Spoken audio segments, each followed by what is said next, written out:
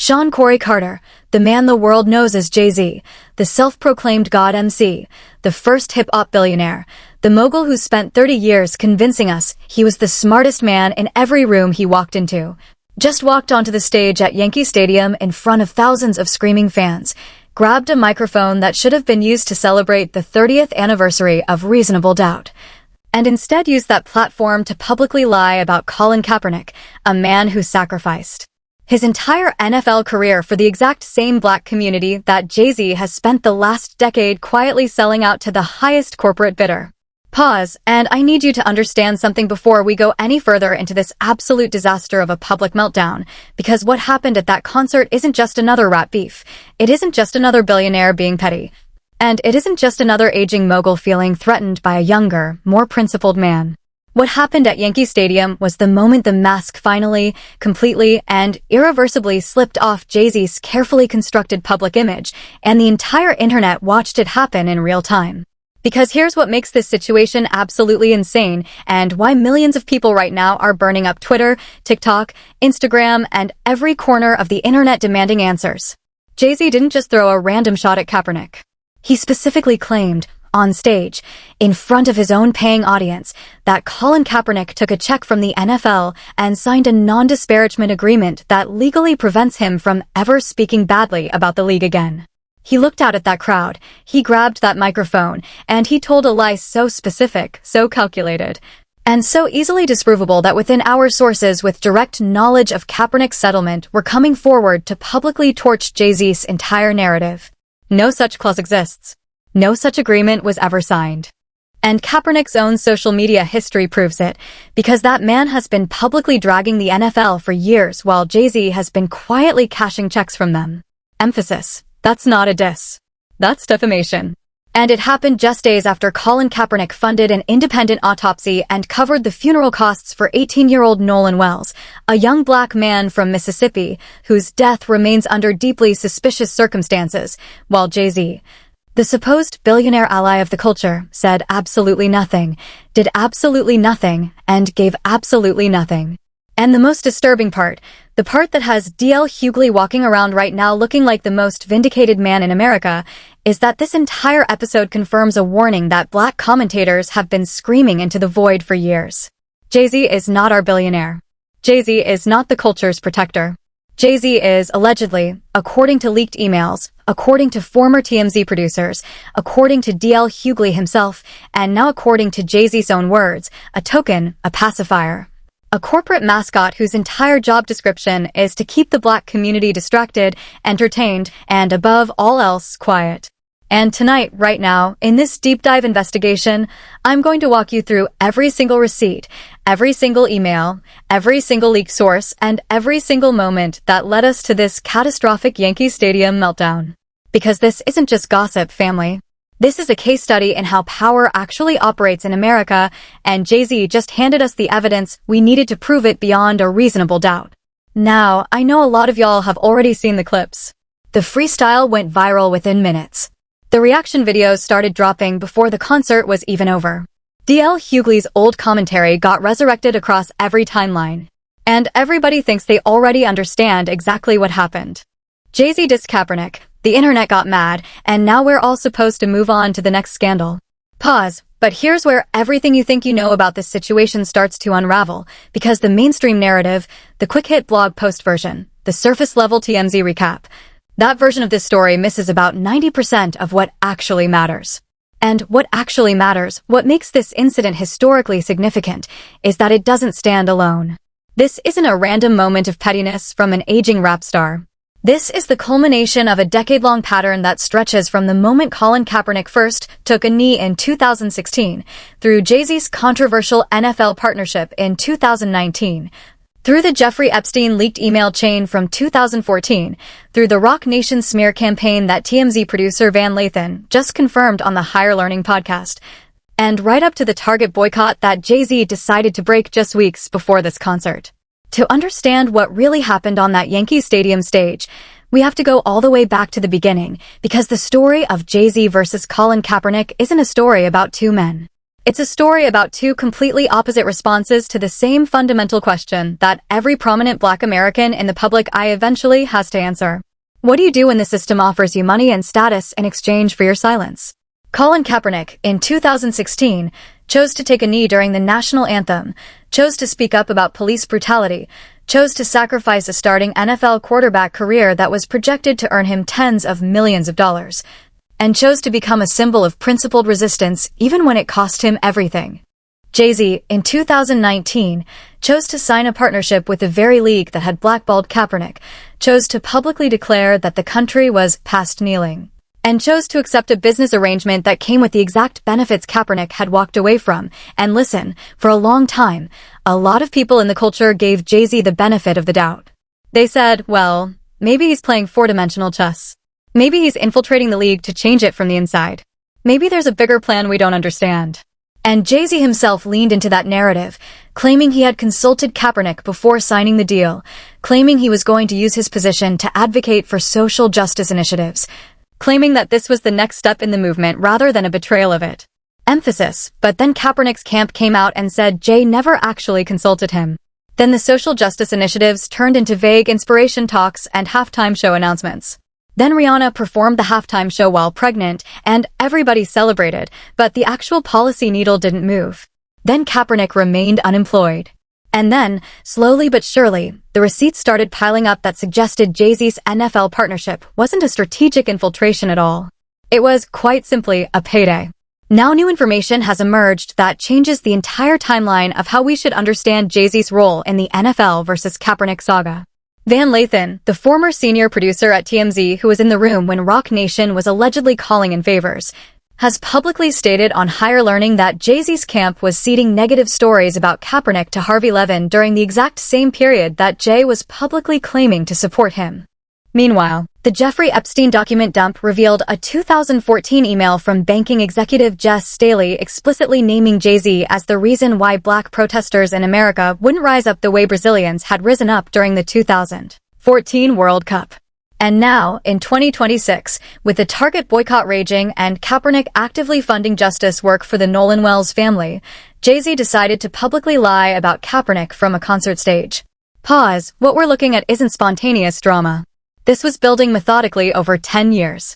And to build the complete picture, we need to walk through every single moment, every single receipt, and every single revelation that connects these dots. So buckle up, because this is going to be a comprehensive breakdown, and by the time we finish, you're going to understand exactly why D.L. Hughley has been telling the truth this entire time. Let's start with the primary evidence, which is the concert footage itself. Because when you actually slow down that clip and analyze what Jay-Z said, word by word, phrase by phrase, breath by breath, what you find is a level of calculation that transforms this from a spontaneous freestyle into what appears to be a premeditated hit piece delivered under the cover of artistic expression. In the leaked clip that has now been viewed millions of times across every social media platform, you can see Jay-Z pacing the stage, holding the microphone with the confidence of a man who has already decided every word he's about to say. He starts by referencing his online critics, calling their arguments embarrassing, suggesting they've run out of characters, and had to bring back up Cap again. Then, without any warning, without any lyrical setup, without any of the poetic craftsmanship that supposedly makes him the greatest rapper alive, he pivots into the accusation. But he took a check. I ain't even mad at him. But along with that check, he's got to sign a non-disparagement. I'm the one they can't control. Let's break down exactly what that four-sentence statement reveals, because every single word matters here. First, notice the framing. Jay-Z sets up the scenario as if Kaepernick sold out, then immediately pretends to take the high road by saying, I ain't even mad at him. This is a classic rhetorical technique used by people who want to smear someone while maintaining plausible deniability. He's saying, I'm not attacking him, I'm just informing you about the truth, so if you feel a certain way about Kaepernick after hearing this, that's on you, not me. Second, notice the specificity of the accusation. Jay-Z doesn't say Kaepernick sold out in some general, metaphorical way. He makes a specific factual claim about the legal terms of Kaepernick's settlement. He states, as though it were established fact, that Kaepernick signed a non-disparagement agreement as part of that check. That is not a metaphor. That is not artistic license. That is a specific, verifiable, or in this case unverifiable, allegation about the private legal affairs of another public figure. Third, and this is where it gets really messy, notice the self-serving conclusion. I'm the one they can't control. So the entire rhetorical structure of this freestyle is designed to position Kaepernick as controlled, as bought, as silenced, while positioning Jay-Z himself as the free, uncontrolled, uncompromised voice of the people. Pause, which is, frankly, one of the most audacious things anyone has said on a public stage in recent memory, considering everything we're about to walk through. Because within hours of that freestyle going viral, sources with direct knowledge of Kaepernick's settlement with the NFL began publicly refuting Jay-Z's claims. Multiple reports have now confirmed that Colin Kaepernick did not sign a non-disparagement agreement. No such clause existed in his settlement. And the receipts to prove this claim aren't hidden in some private legal document. They're sitting right there on Kaepernick's public social media accounts, available for anyone to verify in real time. Consider this. In November of 2020, Colin Kaepernick tweeted a message reading, in part, 1,363 days of being denied employment. Still putting in work. That single tweet, on its own, would constitute a massive violation of any non-disparagement clause with the NFL, because Kaepernick is directly and publicly accusing the league of denying him employment for over 1,300 consecutive days. If Jay-Z's allegation were true, if Kaepernick had actually signed away his right to criticize the NFL, that tweet alone would have triggered legal action, financial penalties, and potentially the clawback of the settlement money. Emphasis, but nothing happened. Because the agreement Jay-Z described doesn't exist. And Kaepernick has continued, year after year, to publicly discuss his blackballing, his advocacy work, and his ongoing frustration with the league. This is not the behavior of a man legally bound to silence. This is the behavior of a man who is never silenced at all. Now, this is where the online detective community, the digital sleuths who have made it their mission to fact-check every celebrity claim in real time, went absolutely to work. Within hours of the freestyle circulating, users across Twitter, Reddit, and TikTok began compiling comprehensive timelines of Kaepernick's public statements about the NFL. They pulled together thread after thread documenting every tweet, every interview, every public appearance where Kaepernick has directly criticized the league since his settlement. They created side-by-side comparisons showing what Jay-Z alleged versus what the public record actually shows. They cross-referenced statements from Kaepernick's legal team, from investigative journalists who covered the settlement at the time, from labor lawyers who analyzed the terms based on publicly available information. And the community consensus that emerged from this investigation was unified and damning. Jay-Z lied. Not exaggerated. Not misspoke. Not offered a colorful interpretation. Straight up lied, on stage, in front of thousands of paying fans, about the private legal affairs of a man who has spent his entire post-football career trying to fight for justice. And this is before we even get into the second half of the freestyle, where Jay-Z pivoted from lying about Kaepernick to insulting his own fans. The everyday consumers who dared to criticize his Target partnership during an active Black community boycott. Because in that same freestyle, Jay-Z said, and I want you to hear the exact words, shopping at Amazon or you boycott. You post on Instagram, that's better than stopping. Got no Google or YouTube. You picking and choosing and politicking as you. Pause, so according to Jay-Z, if you shop on Amazon, if you post on Instagram, if you use Google, if you watch YouTube, then you have no moral standing to criticize his decision to release an exclusive vinyl edition of Reasonable Doubt through Target, while millions of Black Americans are actively boycotting that same corporation. That's the argument. A billionaire is telling working-class people that their coping mechanisms in a system they didn't create are equivalent to his multi-million-dollar corporate partnership decisions. And the internet, to its credit, did not let this slide. Now, let's get deep into the motive, because this is where everything clicks into place and you start to understand that Jay-Z's Yankee Stadium meltdown wasn't random, wasn't spontaneous, and wasn't just a bad night. This was a carefully calculated act of deflection that was, in retrospect, entirely predictable if you understood the pressure Jay-Z was under in the weeks leading up to that concert. To understand the motive, we have to go back and examine exactly what was happening in the culture in the days and weeks before Jay stepped onto that stage. And what was happening was this. Colin Kaepernick, the man Jay-Z has been quietly resenting for at least the last 7 years, was trending across every platform for something that Jay-Z himself, despite having infinitely more wealth and platform, has never done. Kaepernick had just publicly funded an independent autopsy and covered funeral services for the family of Nolan Wells, an 18-year-old young man from Mississippi who died over the July 4th weekend under circumstances that his family did not trust the official investigation to properly address. Think about what that means. Kaepernick, a man who has been out of the NFL for almost a decade, who does not have Jay-Z level wealth, who has been systematically blackballed from the sport he loved, still found a way to show up for a grieving black family in the most tangible and meaningful way possible. He didn't tweet a hashtag. He didn't post a black square. He didn't release a statement through his publicist. He wrote a check. He paid for an autopsy. He covered funeral costs.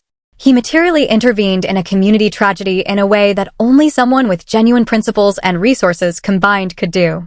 Emphasis. And what did Jay-Z do for Nolan Wells? Nothing. Not a single word. Not a phone call. Not condolences. Not a call for justice. Not even a repost of the family's fundraising efforts. Complete deafening. And this is the psychological powder keg that I believe exploded onto that Yankee Stadium stage. Because think about the position Jay-Z found himself in during those weeks. Every time Kaepernick's name trended, it was a reminder of Jay-Z's own moral inadequacy. Every article about Kaepernick funding the Wells family autopsy was an implicit indictment of Jay-Z's own priorities.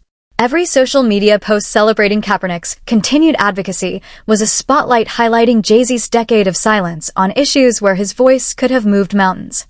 And for a man whose entire public identity is built on the idea that he is the smartest, the wealthiest, the most influential black man in America, that comparison had to be excruciating. So when he grabbed that microphone and decided to freestyle about Kaepernick, what we witnessed wasn't confidence. It was insecurity dressed up in a designer suit. It was jealousy performing as swagger. It was the sound of a man losing his grip on a narrative he has spent decades trying to control.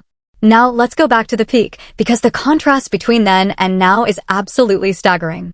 In the mid-2000s, Jay-Z was arguably the most respected mogul in hip-hop, a man who had transformed himself from a Marcy Projects hustler into the CEO of Def Jam, the founder of Rockefeller, the husband of Beyoncé, and the co-owner of the Brooklyn Nets. During that era, his cultural capital was so immense that his endorsement could make or break careers.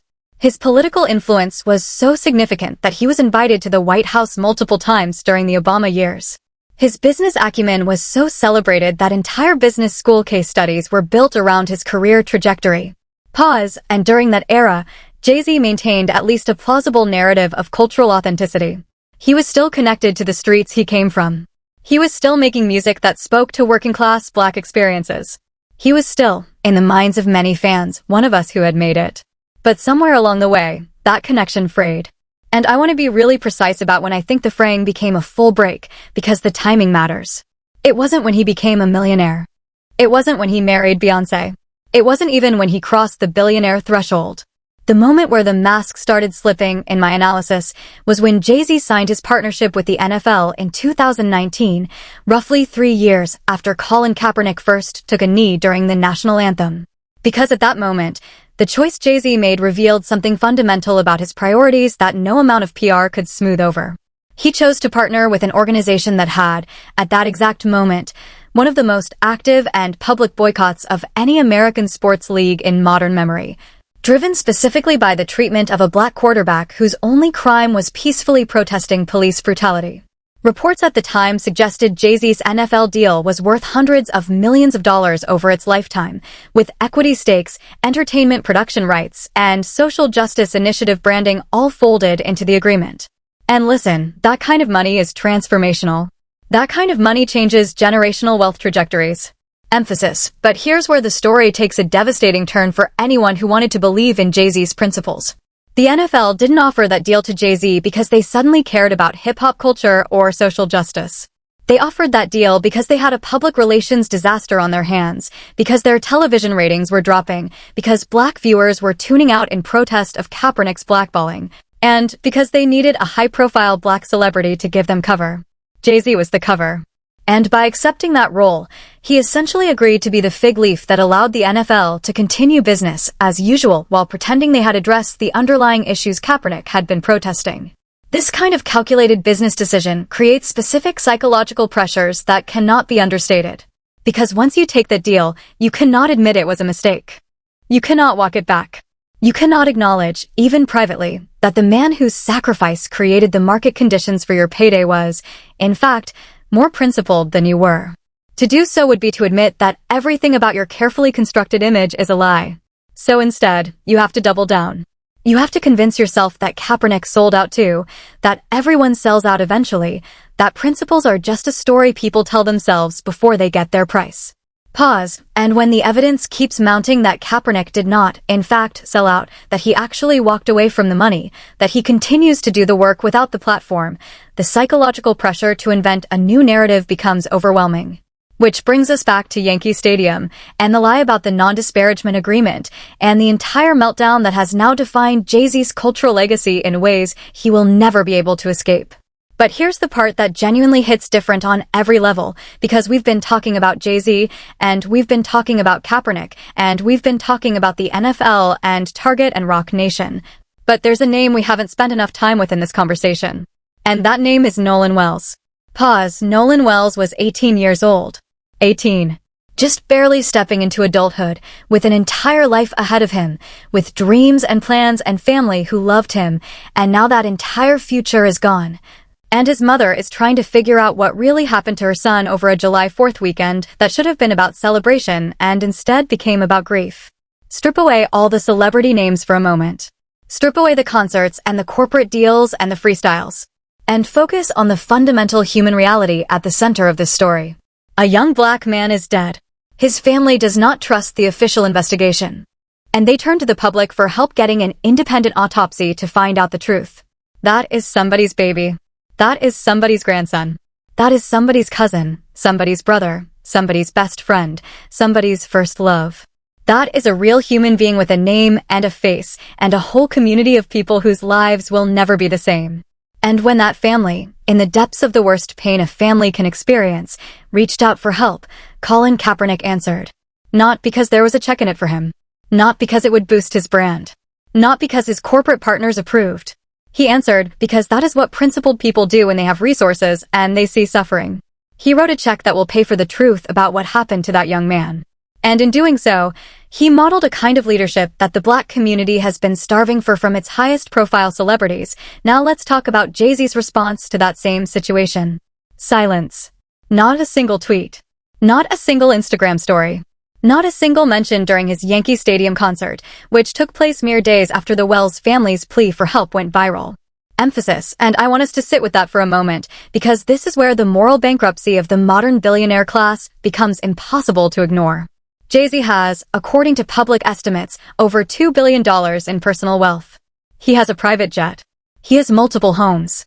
He has an art collection worth tens of millions.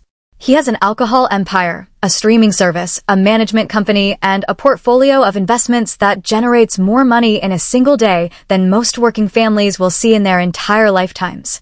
And when a black 18-year-old dies under suspicious circumstances and his family needs help, Jay-Z had every resource in the world to intervene and chose to do nothing. That is not a small thing. That is not a technicality. That is a fundamental revelation about the character of a person and the priorities of the class he represents. Because the reality is, Nolan Wells is not an isolated case. There are Nolan Wellses in Mississippi, in Louisiana, in Chicago, in Baltimore, in Los Angeles, in every corner of this country where black families are burying children under circumstances that demand investigation and getting nothing but stonewalling from local authorities. And the black billionaire class, the class Jay-Z pioneered, has largely responded to this ongoing crisis with the exact same silence he displayed toward the Wells family. Pause. They will show up for galas. They will attend award shows. They will grace the cover of Vanity Fair.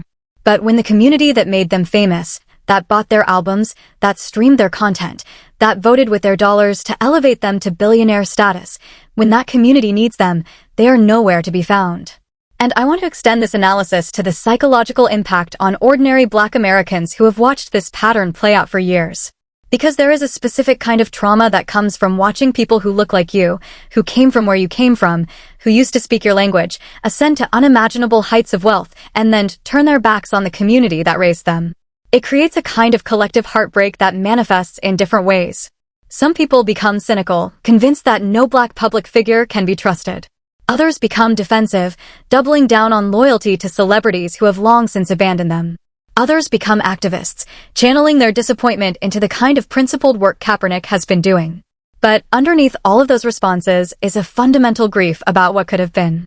Imagine, for a moment, a world where Jay-Z had used his position and his wealth the way Kaepernick has used his platform and his principles. Imagine what could have been accomplished if a billionaire with Jay-Z's reach had spent the last decade materially intervening in Black community crises the way Kaepernick has. Imagine the schools that could have been built, the legal defense funds that could have been established, the community centers that could have been endowed, the families like the Wellses who could have been supported. Emphasis, and then contrast that vision with the reality we actually got. A billionaire who partnered with the NFL after they blackballed his supposed friend, who partnered with Target during a community boycott, whose name appeared in Epstein-adjacent emails as a symbol of Black complacency, and who used his Yankee Stadium anniversary concert to lie about the one man who has actually been doing the work. That's not just disappointing. That's a betrayal on a generational scale, and the emotional weight of that betrayal is being felt right now in millions of homes across the country. Now, let's examine the legal and structural implications, because this situation raises serious questions that go far beyond one rap concert and one Kaepernick diss. Legal experts who have weighed in on the Freestyle incident have suggested that Jay-Z's public claim about Kaepernick signing a non-disparagement agreement could, in theory, expose him to defamation liability, particularly if Kaepernick chose to pursue legal action. The elements of defamation typically require a false statement of fact, publication to a third party, negligence or malice regarding the truth, and damages to the subject's reputation. Jay-Z's Freestyle arguably satisfies all four elements. He made a specific factual claim. He made it in front of thousands of paying concert attendees and millions of subsequent social media viewers. Sources have now come forward to say the claim was false. And it clearly damages Kaepernick's reputation by suggesting he sold out for a check. Whether Kaepernick will actually pursue legal action remains to be seen, and based on his public track record, it's entirely possible he chooses to let the court of public opinion handle it rather than dragging himself into another legal battle. But the point is that Jay-Z's Freestyle wasn't just morally reckless. It was legally reckless in ways that suggest either a complete lack of preparation before the concert or a level of arrogance that assumes he can say anything from a stage and face no consequences. Both possibilities are damning in their own way. Because either the greatest rapper of all time is now improvising defamatory statements without thinking through the implications, or he genuinely believes his wealth and status make him untouchable by the rules that govern the rest of us. Neither reading is flattering. Now, this isn't the first time we've seen this exact pattern in celebrity culture. When you look at similar incidents from the past, certain structural patterns emerge with almost predictable regularity. Wealthy public figures accumulate enormous platforms. Those platforms create enormous influence. That influence gets courted by powerful corporate and political interests.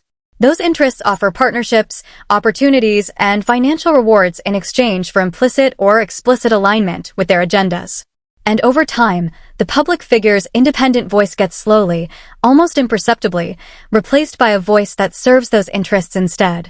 Emphasis. D.L. Hughley identified this pattern years ago, and his warning about Jay-Z was so precise, so accurate, and so painfully vindicated by recent events that I want to spend some real time with his analysis, because he articulated something crucial about how power actually works.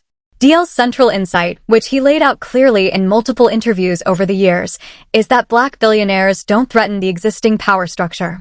They serve it. Because the moment a Black person crosses the billionaire threshold, they become dependent on the exact same financial institutions, corporate partnerships, and political relationships that everyone else at that wealth level depends on. And those institutions have very specific expectations about how their billionaires should behave. They should be visible enough to serve as symbols of Black progress. They should be prominent enough to give cover to corporate diversity initiatives. And above all, they should be quiet enough on structural issues that they don't threaten the underlying arrangements that made their wealth possible. DL called this the shut up and play doctrine, and he applied it specifically to Jay-Z's NFL partnership, arguing that Jay's role in that partnership was to convince the Black community to stop protesting the league so that revenues could return to normal. And this brings us to the most damning piece of evidence in this entire saga, which is the leaked 2014 email from Jess Staley to Jeffrey Epstein. Staley, the former CEO of Barclays and a former JP Morgan executive, was writing at a moment when massive street protests were sweeping Brazil over the costs of the 2014 World Cup and the upcoming 2016 Olympics. And Staley wrote to Epstein, essentially reassuring him that similar unrest would not spread to the United States. His exact words, according to the leaked correspondence, read, "You want to know why we are not Sao Paulo? Watch the TV ads on the Super Bowl. It's all about hip blacks and hip cars with white women. The group that should be in the streets has been bought off by Jay-Z." Emphasis. That email is one of the most extraordinary documents in the entire Epstein-File dump because it explicitly names Jay-Z as the mechanism by which the American billionaire class prevents black protest. And virtually no mainstream media outlet has covered it. Not because it isn't newsworthy, but because it reveals something too honest about how the system actually operates. The platforms that profit from this arrangement, the corporate media outlets that treat Jay-Z as a cultural icon while ignoring the emails that name him as a pacification tool, they have their own questions to answer about their role in maintaining this equilibrium. Sociologists who study elite reproduction have documented for decades how systems of power co-opt potential threats by elevating a small number of representatives from marginalized groups into positions of visible success. Those representatives then become both symbols that structural problems have been solved and enforcers of the norms that keep those problems in place. This is not a conspiracy theory. This is basic sociology. Pause, and what makes the Jay-Z case particularly clear is that we don't have to speculate about the dynamics at play. We have the emails. We have the partnerships. We have the freestyle. We have Van Lathan's testimony about the Roc Nation smear campaign. The evidence has been laid out in public, and the only question is whether the culture is finally ready to see it clearly. Looking forward, several scenarios could unfold from this Yankee Stadium disaster. In one scenario, the backlash intensifies, Jay-Z's corporate partnerships start to feel pressure from consumer boycotts, and we see the beginning of a genuine reckoning with the black billionaire class's relationship to the community. In another scenario, the news cycle moves on. The mainstream media protects Jay-Z the way it has protected him for years, and this incident becomes just another data point in a pattern that continues indefinitely. And in a third scenario, which I think is the most likely outcome, we see a slow but steady erosion of Jay-Z's cultural authority, not through any single dramatic event, but through the accumulated weight of moments like this one where the mask slips just a little bit further each time. Because eventually, even the most carefully constructed public image cannot survive the truth showing up over and over again in real time. The internet response to Jay-Z's Yankee Stadium freestyle has been absolutely massive and deeply revealing about where the culture actually stands on this billionaire class question. On Twitter, reactions ranged from immediate factual rebuttals debunking the non-disparagement claim to broader commentary on Jay-Z's decade-long pattern of prioritizing corporate partnerships over community concerns, to genuinely painful expressions of disappointment from longtime fans who feel like they finally have to confront what Jay-Z has become. One thread that went viral within hours documented, tweet by tweet, Kaepernick's continued public criticism of the NFL after his settlement, essentially serving as a real-time debunk of Jay-Z's claim delivered through Kaepernick's own words. That thread has been retweeted hundreds of thousands of times, and it functions as a permanent public record refuting the freestyle's central assertion. Instagram communities had different perspectives, with many focusing on the visual optics of the moment. Fan pages that used to celebrate Jay-Z's business genius have pivoted to increasingly critical analysis, with commentators noting the disconnect between Jay-Z's carefully cultivated image and his actual actions. Meme culture, which is often the fastest way to understand how the internet is processing a controversy, has produced some genuinely brutal content over the last few days. Pause. There's the meme comparing Jay-Z's Target vinyl release to Kaepernick's autopsy funding for the Wells family, with a caption asking which one actually helped somebody. There's the meme mocking the "I'm the one they can't control" line by pointing out that Jay-Z is literally controlled by every corporate partnership he's signed. And there's the meme resurrecting D.L. Hughley's old commentary alongside the freestyle, essentially creating a split screen where D.L. predicts exactly what Jay-Z would eventually do, followed by Jay-Z doing exactly that. TikTok creators jumped in with response videos that have collectively racked up millions of views. Some creators focused on the factual debunking, walking their audiences through the settlement details and Kaepernick's public statements. Others focused on the emotional and cultural weight of the moment, sharing personal reflections on what it feels like to watch a rapper who used to speak for the culture now use his platform to attack the culture's most principled advocate. Reddit investigation threads went deep, with users pulling together comprehensive timelines of Jay-Z's NFL partnership, cross-referencing the Lathan revelations from Higher Learning, and connecting the dots between the Roc Nation smear campaign and the current Freestyle in ways that mainstream media simply hasn't done. Some observers made the particularly important point that the timing of Jay-Z's diss cannot be separated from the Target boycott context. Emphasis. One especially insightful comment noted that Jay-Z's entire freestyle was essentially a two-part deflection strategy. Part 1. Attack Kaepernick to distract from the Target partnership. Part 2. Blame regular consumers for shopping on Amazon so that his own corporate compromise looks equivalent to everyday survival choices. That analysis has spread across platforms because it accurately identifies the rhetorical strategy at play. Jay-Z wasn't just being petty. He was executing a coordinated messaging campaign designed to neutralize two separate criticisms simultaneously, using the concert stage as a platform for what amounts to sophisticated PR damage control. The debate within the Black community about how to respond has essentially broken down into several camps. One camp, which I think represents the majority of thoughtful commentary, has arrived at a definitive verdict. Jay-Z is done. Not commercially, because he'll continue to make money regardless of what anyone says. But culturally, in terms of his standing as a voice for the community, that ship has sailed, and the Yankee Stadium freestyle was the final proof that anyone still holding out hope for a different Jay-Z was fooling themselves. A second camp is still defending him, arguing that Black billionaires shouldn't be expected to be perfect and that criticizing successful Black men plays into white supremacist narratives about Black inability to hold wealth responsibly.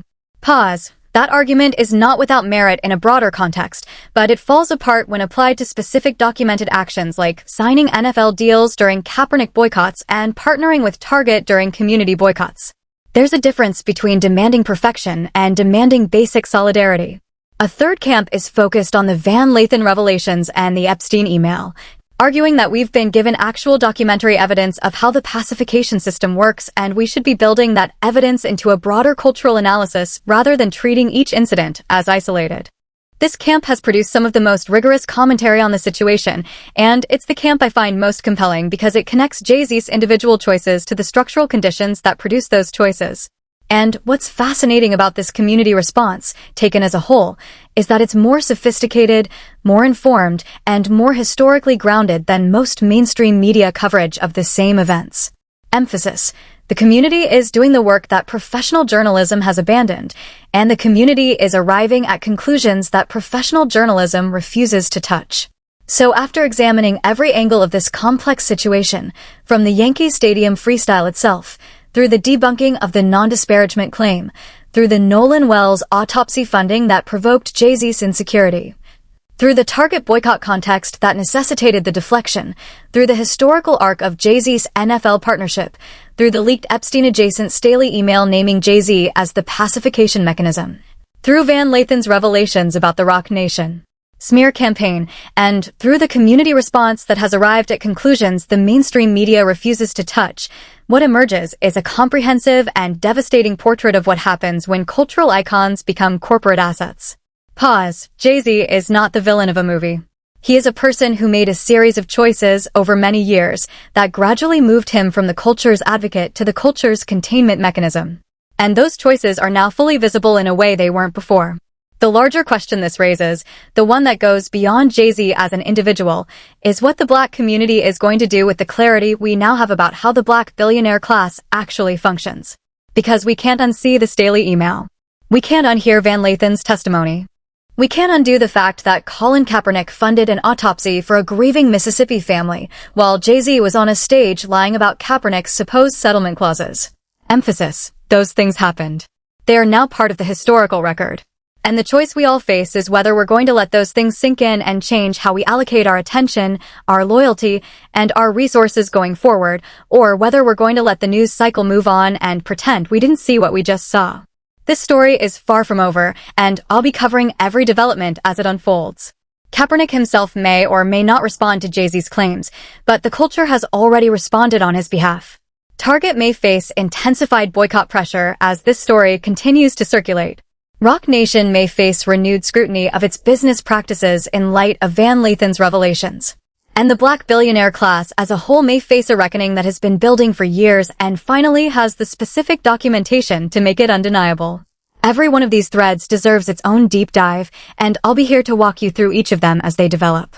So make sure you're subscribed with notifications turned on, because when the next chapter of this saga drops, and it will drop, you're going to want to be here for the analysis. Direct address engagement. Now I want to hear from you, because this community thrives on substantive discussion, and I know y'all have thoughts on this one. Drop your comments below and tell me, do you think Jay-Z's Yankee Stadium freestyle was a spontaneous act of pettiness? Or was it a calculated deflection strategy designed to neutralize the Target boycott criticism and the Kaepernick comparison at the same time? Do you agree with D.L. Hughley's analysis that black billionaires function as tools of white corporate power?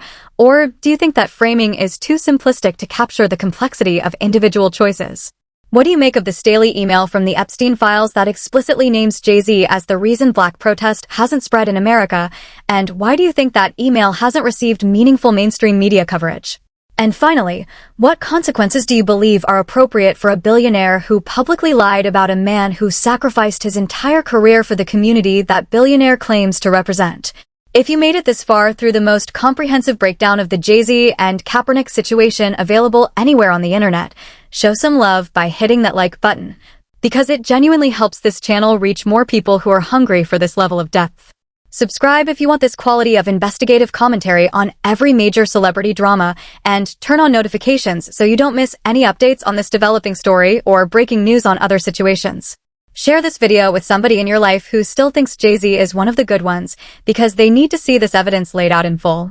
Pause, and even if you disagree with my analysis, even if you think I've been too hard on Jay or not hard enough, share your take in the comments. Because the whole point of doing this work is to have real conversations about what's actually happening in the culture, not to hand down verdicts from on high. I appreciate you rocking with me through this deep dive into one of the most revealing celebrity meltdowns in recent memory. The Yankee Stadium freestyle wasn't just a bad night for Jay-Z. It was a mirror held up to an entire class of black public figures, and the reflection wasn't pretty. But sometimes clarity is a gift, even when it comes wrapped in disappointment. Because now we know what we're dealing with. Now we know who's actually doing the work versus who's just posing for the camera. Now we know why the Nolan Wells family got help from a blackballed quarterback while a billionaire stayed silent. And with that clarity, we can start making better decisions about who deserves our attention, our streams, our concert tickets, and our loyalty going forward. Stay safe out there, family. Think critically about what you consume and who you elevate. Remember that Colin Kaepernick, despite everything the system tried to do to him, is still out here writing checks for grieving families while billionaires are out here writing lies for concert stages. And remember, as the old proverb tells us, pride comes before the fall. Jay-Z has been climbing for a long time, and last weekend, we all watched him take the first big step down. Emphasis. I'll see you in the next one.